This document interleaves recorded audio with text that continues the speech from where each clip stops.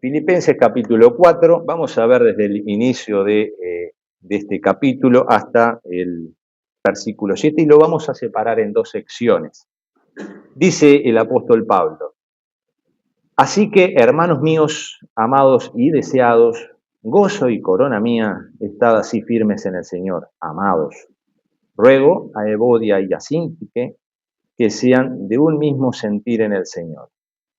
Asimismo te ruego también a ti, compañero fiel, que ayudes a estas que combatieron juntamente conmigo en el Evangelio, con Clemente también y con los demás colaboradores míos, cuyos nombres están en el libro de la vida.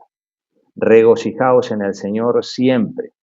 Otra vez digo, regocijaos. Vuestra gentileza sea conocida de todos los hombres. El Señor está cerca. Por nada estéis afanosos, sino sean conocidas vuestras peticiones delante de Dios en toda oración y ruego con acción de gracias. Y la paz de Dios, que sobrepasa todo entendimiento, guardará vuestros corazones y vuestros pensamientos en Cristo Jesús. Bueno, muchas cosas dice en este pequeño párrafo a los hermanos de Filipo y nos las dice a nosotros también. Primero hay que destacar cómo empieza este texto, este pasaje que leímos, ese entrañable amor que siente, ese sentido de pertenencia que siente como apóstol y como pastor de esa iglesia, como fundador de esa iglesia, a estos hermanos. Hermanos míos, amados, deseados, gozo y corona mía. Estad así firmes en el Señor, amados, vuelve a decir. ¿Cuántos atributos, cuántos adjetivos? Y conocemos la personalidad de Pablo. Él no habla para adular a nadie. Es muy honesto, muy sincero, muy franco y muy sentido. Yo cuando era chico tenía esa imagen del apóstol Pablo, una persona muy dura, un poco terca, y yo era fan de Juan, más amor y paz, cuando era gurí. Pero no, conociendo a Pablo después, conociendo la palabra del Señor, uno va cambiando, va entendiendo realmente la persona de Juan también, por supuesto, y la persona de Pablo. Un individuo, una persona, un gran hombre de Dios que amaba a Dios, amaba al Señor Jesucristo y amaba a su iglesia, a la iglesia de Cristo, no era la suya. Amaba a estos hermanos entrañablemente. Y en realidad, por más que se dice de que Pablo es el discípulo del amor, etcétera, etcétera, el gran pasaje del amor lo escribió Pablo. Y nada menos que a Corinto, que era una iglesia amada por Pablo, pero que tenía sus bemoles, sus cositas para corregir. Y entonces ahí mi visión sobre Pablo cambió mucho. Respeto, como decimos hoy, chapó, ¿no?, al apóstol Pablo.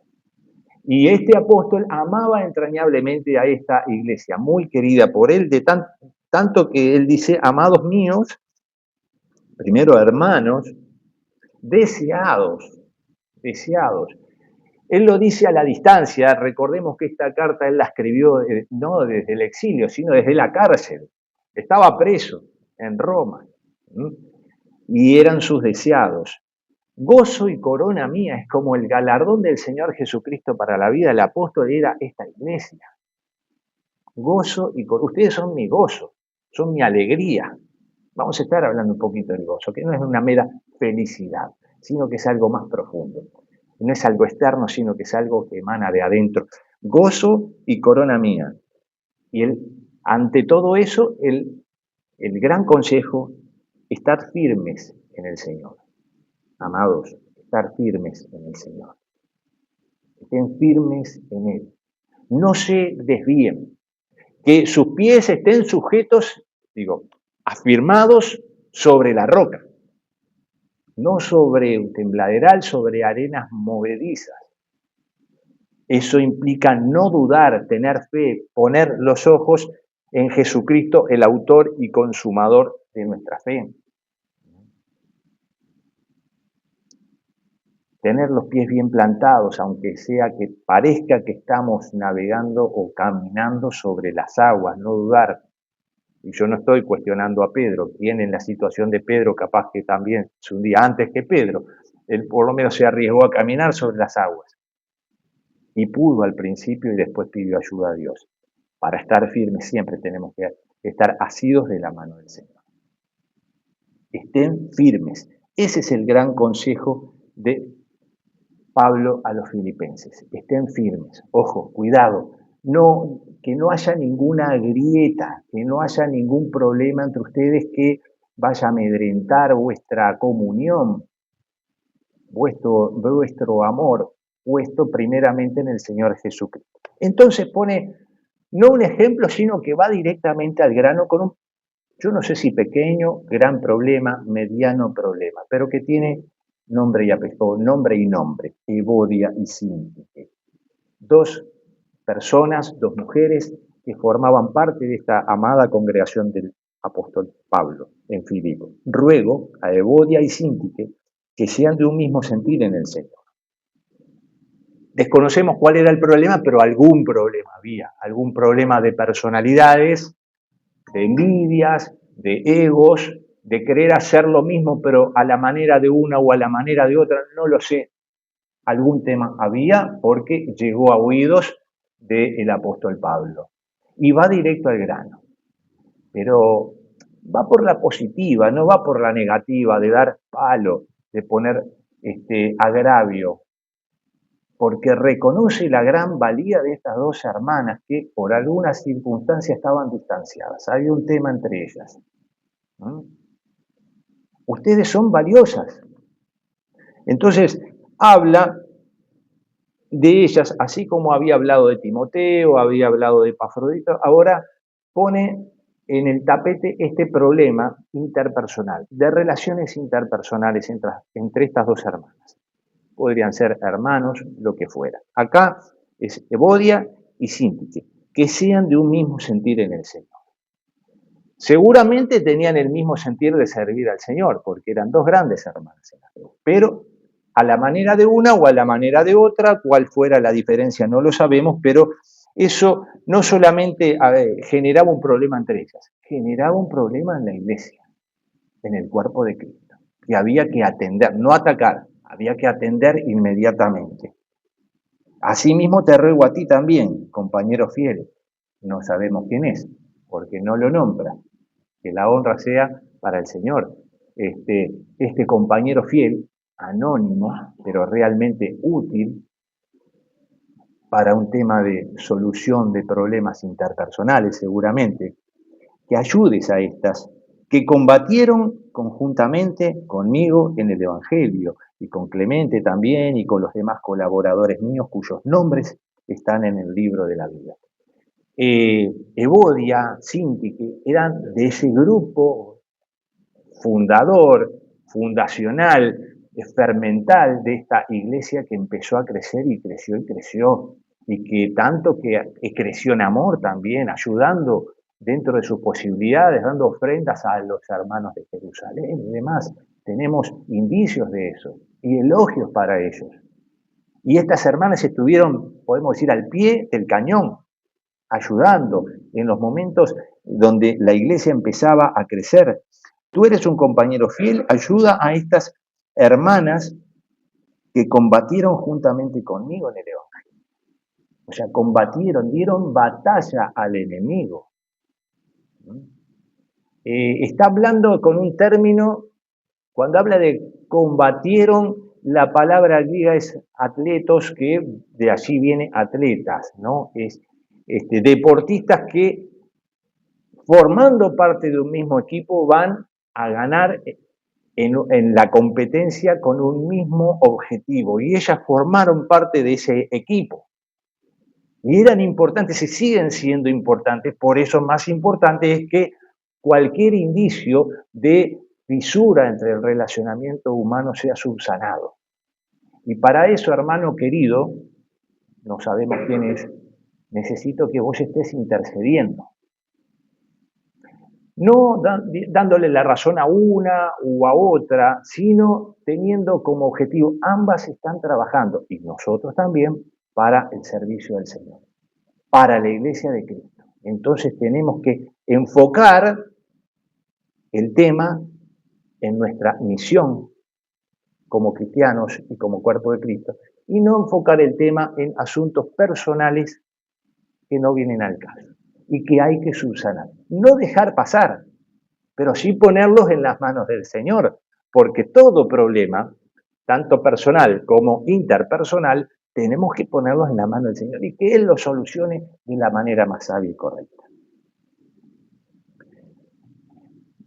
Uno puede sacar muchas cosas de este pequeño pasaje, de estos dos versículos. Se habla de resolución de conflictos, se habla de unidad en el cuerpo de Cristo y de mantenernos unidos, que no es lo mismo que estar juntos, sino que estar unánimes con un mismo sentir. Y se trata también de cultivar el gozo del Señor. Completen así mi gozo, porque en el gozo del Señor está nuestra fortaleza. Lo cantamos y tenemos que vivirlo. El gozo del Señor, mi fortaleza es. El gozo del Señor debe ser la fortaleza del cristiano y la fortaleza del cuerpo de Cristo. Entonces, completad mi gozo, dice el apóstol Pablo. Estoy realmente feliz, son mi corona, son mi gozo. Está este problemita acá que yo no tengo ninguna duda que se va a subsanar. Hay que ponerlo a trabajar. Y no es una cosa entre dos personas, sino que hay hermanos que preciosamente pueden estar intercediendo en amor para que esto se solucione y el cuerpo de Cristo siga creciendo de manera sana. Este desacuerdo que puede haber entre hermanos amenaza entonces la unidad de la congregación. Porque cuando hay una persona herida, cuando hay un cuerpo que se hiere, dolido, a veces por un comentario mal hecho o mal interpretado, porque también es detectar de quién es la culpa, del que lo hizo o del que lo recibió.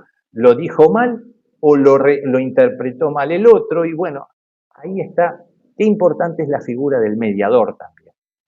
Porque hay un tema que no importa si uno ofendió o si el otro se sintió ofendido, el tema es que hay una división. Y el objetivo, ¿cuál debe ser? No dejar pasar eso, sino remediar el asunto, y el objetivo es crecer juntos para la obra de Dios.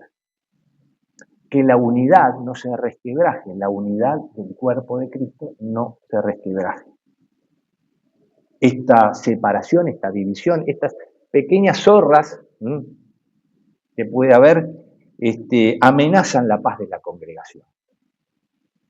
Y nosotros tenemos que vivir y disfrutar de la paz, no de la tranquilidad, eso es otra cosa. Así como decimos, felicidad no es lo mismo que gozo, paz no es lo mismo que tranquilidad. Podemos tener tranquilidad en medio de la tormenta. Jesús nos enseñó que así es posible. Alguna vez hice esta comparación bíblica, así como en algunos aspectos Jonás es la tesis de Jesús, en algunos es la antítesis de Jesús. Y en este ejemplo que les cito es la antítesis. Ambos pasaron por situaciones parecidas. Ambos estaban en una barca. Ambos estaban en el medio de una tormenta, tanto Jonás como Jesús. En ambos casos, los navegantes, los tripulantes o los pescadores, en el caso de Jesús, estaban haciendo hasta lo imposible para tratar de controlar la nave ante una tormenta feroz. Ambos estaban descansando, tanto Jonás como Jesús. Y uno podría decir ante los ojos, pero qué inconsciente, en medio de todo esto no se dan cuenta de lo que estamos haciendo y está descansando. Pero es muy distinto el descanso de Jonás que el descanso de Jesús. El descanso de Jonás era un descanso irresponsable. Sabía lo que había hecho, que todo estaba mal y que esa tormenta era por su desobediencia, y no le importaba nada, que sea lo que Dios quiera, yo como el avestruz pongo la cabeza debajo de la tierra. El descanso de Jesús era un descanso tranquilo, en paz. Tranquilidad, pero más que eso, paz. Seguridad de que está todo bajo el control del Padre. Quédense tranquilos. Entonces nos despiertan Y sencillamente Jesús se levanta, reprende la tempestad y la tempestad se calma. ¿La hacía tan fácil? Capaz que Pedro dijo, si hubiera sabido que era tan fácil lo hacía yo, pero no lo dijo. No lo dijo, dejó todo en manos del Señor. Es muy distinto estar tranquilo, capaz que irresponsablemente tranquilo, estar pasivo y no hacer nada, o estar en paz sabiendo que el Señor tiene el control de todo. Así actuaba Jesús. Volvemos al tema y la enemistad interrumpe esa paz que debe haber entre la congregación. Y capaz que las aguas aparentemente están tranquilas, porque no se plantea el tema, pero hay un problema para plantear y para resolver. Respecto a la unidad, Pablo no está diciendo quién tiene razón, si Evodia o si Sinti que tienen razón, cuál de las dos. El tema es dejar de lado las diferencias y enfocar en la relación que hay con Cristo Jesús. Y importante la valoración que Pablo tiene de estas hermanas. Le valora su fe, su lucha por el Evangelio, su lucha en el reino de Dios, colaboradoras en la misión del apóstol Pablo y de tantos otros hermanos y hermanas. Ellas tienen un mismo propósito, comparten un mismo propósito, y eso es lo que tiene que primar y no las diferencias, que capaz que son una bobada, pero que si uno las deja pasar, esa grieta va creciendo. Y después el otro tema es el del mediador, el compañero fiel, este anónimo, este que no conocemos, pero que tiene un rol importante y en el cual el apóstol Pablo confía mucho. Que él ayude, colabore para la reconciliación de estas hermanas. A veces es necesario no solamente hablar entre sí, sino un apoyo externo, un apoyo neutral, que las conoce o que conoce a las personas, que venga de afuera, realmente imbuido del Espíritu Santo y que sea realmente mediador. Y de eso tiene que haber también en la iglesia del Señor, porque todos tenemos que estar atentos. El otro tema es el gozo, y lo dice como un mandamiento, estar gozosos, gozaos en el Señor siempre, no cuando las cosas vayan bien, siempre, porque la felicidad puede depender de los buenos momentos vividos o de las buenas cosas que nos pasan, pero el gozo viene de adentro, la felicidad viene de afuera, el gozo viene de adentro, de una actitud de sentirse lleno del Señor y estar gozosos, y eso no es a veces, porque el Señor siempre está con nosotros, en las buenas y en las malas, y en las situaciones malas no significa estar con una sonrisa de oreja a oreja, pero sí estar con el gozo del Señor. El gozo significa estar en medio de la tormenta o en medio del agobio de tantas cosas que tenemos que hacer. Bueno, estar tranquilos, estar en paz, no estar pasivos, pero sí estar seguros de que el Señor, más allá de que las cosas parecen que se nos escapan de las manos, el Señor sí tiene las cosas bajo control. Y eso nos da paz y nos da gozo. Así que estar gozosos siempre. Y otra vez les dice, regocijaos, 2 veces en el mismo pasaje. Es como una ordenanza. Tenemos que estar así, porque tenemos que ser conscientes de que el Señor está con nosotros y nos da más allá de la felicidad el gozo. Por eso ese clamor del salmista, cuando se siente pecador, dice, no me quites el gozo de la salvación. El Señor nos da la salvación y eso tiene que ser permanentemente motivo de gozo más allá de las circunstancias. Podemos estar tristes y no estar felices, pero estar con el gozo de la salvación. Es muy distinto. Lo otro es una actitud que sí es interna, pero es emocional. El gozo es algo espiritual y es más interno, es más de adentro. Y lo produce Dios y no las circunstancias. Regocíjense, es una decisión también basada en Dios, en la persona de Dios, en su obra y en la salvación que nosotros tenemos en Dios y en Jesucristo. Siempre. Nos enseña a ser humildes, esa es la actitud. El capítulo 2 ponía, en cuanto a la actitud del cristiano y a la actitud de la iglesia y de los hermanos, ponía como ejemplo a Jesucristo, que se humilló hasta lo sumo. Nosotros tenemos que ser humildes, cuidándonos los unos a los otros, amándonos los unos a los otros, protegiéndonos los unos a los otros. Las disputas nacen del egoísmo, nacen de una pequeña diferencia de querer sobresalir, capaz o de que anhelar el don que tiene el otro, o tener cierta posición un poco más reconocida. Eso es producto del egoísmo y es falta de humildad. El ejemplo de humildad lo da Jesús lavando los pies de los discípulos, poniéndose al hombro la toalla. Y el orgullo, ¿se acuerdan de Pedro? La falsa humildad, capaz. De Pedro dice, no, Señor, tú no me vas a lavar los pies a mí, yo soy el que te tengo que... No, Pedro, no entendés. Si yo no te lavo, no podrás entrar al reino del cielo. Ah, entonces lavame todo. No, ya estás limpio. Es sencillamente el gasto del camino, el polvo del camino, porque siempre tenemos que ir al Señor a que nos recauchute, ¿no? Algo así. Pero ya estamos limpios, y eso es un gozo, es una certeza, y nos trae paz. Entonces se trata de ver el enfoque correcto, ver la grandeza del Señor en nuestra vida y en la vida de la iglesia, y reconocer su gracia, y eso cambia el punto de vista, cambia el enfoque. Y casi que por arte de magia, pero en realidad por obra y gracia del Espíritu Santo, las heridas son sanadas, las grietas son cerradas y desaparecen. En la segunda parte, digamos,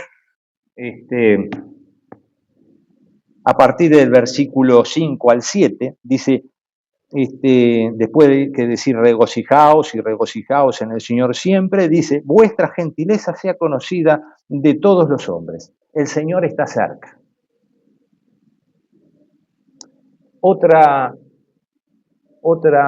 característica, además de la humildad, gentileza. Actuar con gentileza. Y ya no solamente delante o dentro de la comunidad, dentro de la iglesia, sino hacia afuera también. Sea conocida por todos los hombres, en toda la sociedad, vuestra gentileza. El Señor está cerca. Y esto tiene dos connotaciones. El Señor está con nosotros y la venida del Señor se acerca. Y uno nos tiene que dar certeza y la otra nos tiene que dar esperanza. La fe es certeza, lo otro es esperanza. Pero no es una esperanza pasiva, sino activa. El Señor está cerca, el Señor está con nosotros, el Señor nos está cuidando. También nos está vigilando, pero el Señor está cerca, confíen. No los deja solos, no nos deja solos. Pero también el Señor está cerca porque está cerca la venida del Señor, y eso es la nota de esperanza, a seguir activos, gozosos en la tarea que nos es encomendada. El Señor está cerca. Entonces, vuestra gentileza sea conocida de todos los hombres, porque eso da testimonio. Y a través de nuestro testimonio, o de la obra del Señor en nuestras vidas, eso es el testimonio, la gente se puede convertir, la gente puede conocer al Señor. Por nada estéis afanosos, sino que sean conocidas vuestras peticiones delante de Dios en toda oración y ruego con acción de gracias. No estéis afanosos, no estéis preocupados, pero no tener una vida displicente, sino que realmente las cosas que nos preocupan no nos agobien, no nos desborden, porque nuestro centro tiene que ser el Señor Jesucristo. No tenemos que estar preocupados. Tenemos muchas cosas por hacer, tareas seculares en el trabajo, tareas en la iglesia. ¿Cómo voy a hacer? No me dan las 25 horas del día para hacerlas. No nos dan los 8 días a la semana para hacerlo. ¿Y cómo voy a hacer? Bueno, no te preocupes. Busquemos primero el reino de Dios y toda su justicia. Después todo lo demás será añadido.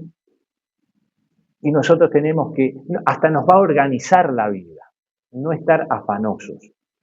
Lo cual no quiere decir estén perezosos, no, estén activos en la obra del Señor, pero sin la preocupación que produce ese afán que es más, hasta nos inmoviliza, porque perdemos tanto tiempo en pensar, ¿cómo voy a hacer esto? ¿Y cómo voy a hacer esto? Y me voy a organizar, y anoto 20 veces lo que tengo que hacer mañana en todas las libretitas, que al final se me acaban las libretas, se me va el tiempo y no hice nada. Es decir, muchas veces ese afán nos inmoviliza para hacer las cosas.